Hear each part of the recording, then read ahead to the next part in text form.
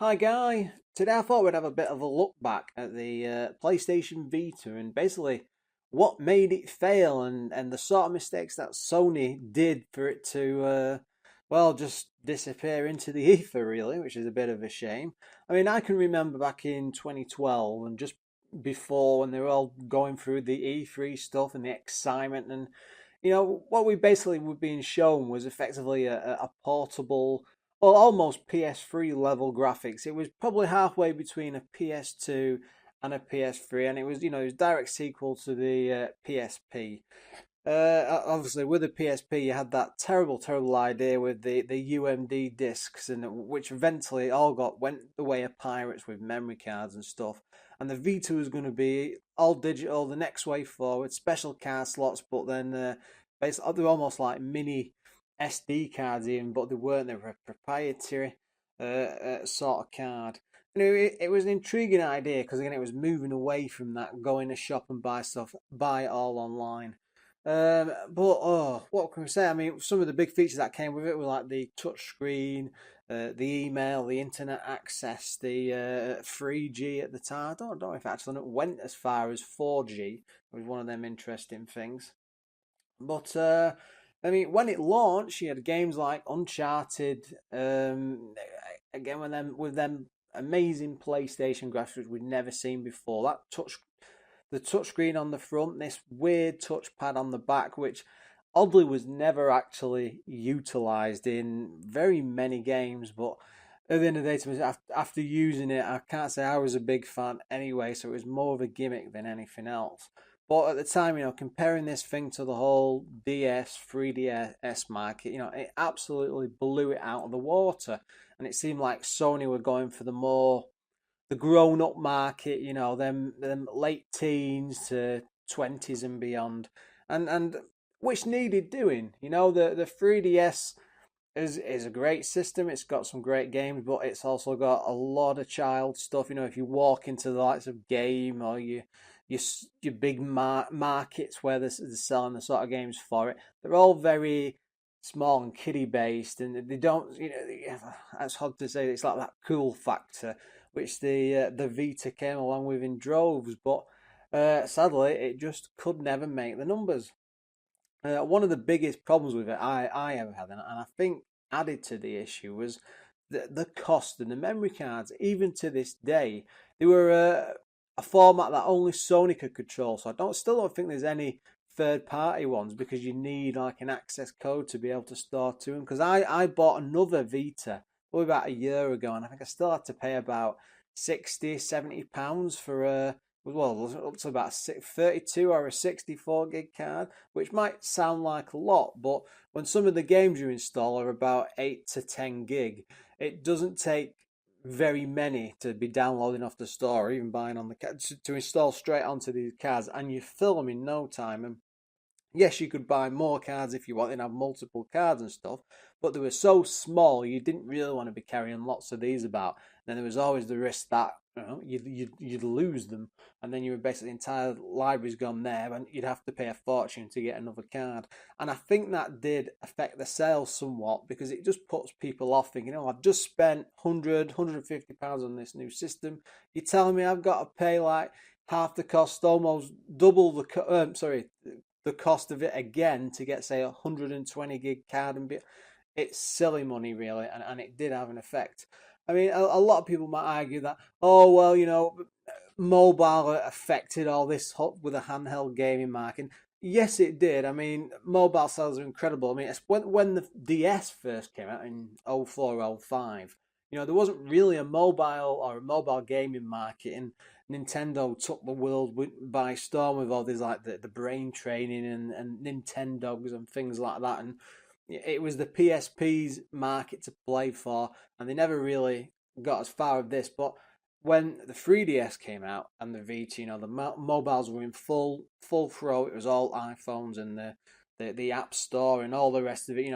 The big guns were going there. But I mean, just looking at the sales figures, and I've checked these onto the internet, they might not be 100%, but in its entire lifetime since 2012, I'm looking at the sales figures of the Vita were currently up to date 10 million units.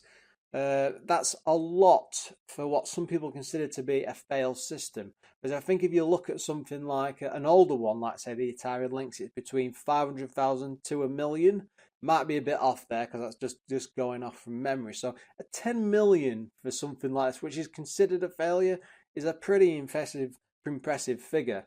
But when you compare it to the 3DS, I think they're up to about 65 million over its lifetime, which is a hell of a lot. I mean, recently they just released on 3DS that Pokemon, is it Sun and Moon or whatever the recent one was, and I think that sold up since release is about 2.5 million copies, which is incredible for a single handheld game. And the Vita's never had anything like that.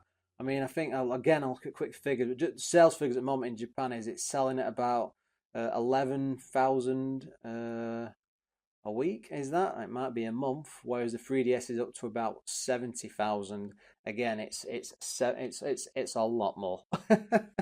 You just you can't compare the sales. But again, if the mobile market was affecting the handheld market to that degree, which is causing the Vita to fail. I mean, I don't buy that because then the 3DS wouldn't be that there is a market still there, and these are not bad. They're not as good as the original, say, the original DS sales, but then that's to be expected, really, because people have got more devices to play stuff on. I think the biggest problem with the Vita is since about 2015, Sony has just pretty much abandoned as a console. I think they announced at the end of 2014, early 2015 that it was basically they weren't doing any more like first party games, and it was all being passed over to like indie developers, and next to nothing comes out on it anymore. It's these like the odd third party title creeps out. So I mean, there's still games to be sold, but as far as Sony is concerned, it's a dead device. I mean, they never helped matters releasing that the second version with a cheaper screen because it's not as good. It isn't as clear, which is very weird. But I mean, they solely did that as a cost-cutting measure, just so they could sell them at a lot less and make a bit more money back. I mean, I don't know what the development cost would have been for it, as a research cost rather would have been for when they first launched it, but they can't have been. I think they'll have made the money back over time. I mean, certainly, having a quick look back at some of its games. I mean, some ones that stand out in my mind were things like Persona 4 Golden. I never really got the chance to play that properly on the PS2, and they did this with on the PSP, I think, with Persona 3, which is a great game, and they like rejigged it and made it more compact and tied it together and stuff. Worked really well. Did the same with Persona 4. It's a brilliant game. It's probably one of the most played. I've got about 180, 190 hours on the Vita, and that's not me sat there day after day after day playing this. So now I'll be doing the odd hour here and there, but I've always got a Vita sat around, and just before I go to bed, I might spend like three-quarters of an hour or half an hour just playing a bit of it and getting a bit further on. Really, really addictive game, but it just shows that as a console, I mean, as a controller, it's really, really good. It's got that gorgeous screen. I've got the original. I always stick to the originals. I never liked the second one, despite the price difference. Another one, I think, Gravity Rush. That was a very weird. That was reminding me of Bayonetta, but a very good game that sticks out in my mind. I think it was quite early. That was about 2012, 13.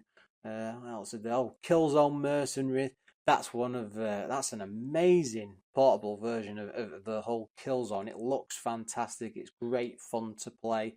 It has its problems, but with the controls here and there. But overall, it's not a bad game. It's well worth picking up, and dirt cheap now, which is the greatest thing. Of course, another launch title was Uncharted. I can't remember it's like a side title, like Uncharted: The Abyss or something, or Uncharted Lost Treasure, something like. It was a good game, but I never really got onto it because it had these bits where you had to use like the touchscreen or the pad on the back, like you'd be crossing a flowing river on a log, and the log would be rocking. I think you either had to wriggle the Vita or tap the pad, or I think you had to stroke the pad on the back. It was very, very weird and a very, very annoying game. I mean, they've hacked this thing recently, which is always a good thing. I mean, it's still not at PSP level of hackage. I mean, those are great little portable systems, especially for ROMs and stuff. But with the Vita being so much more powerful, be able to do a lot more emulation and better stuff and things like that. So hopefully, as that comes along, it'll open up another life for it. But sadly, it's taken so long for it to happen.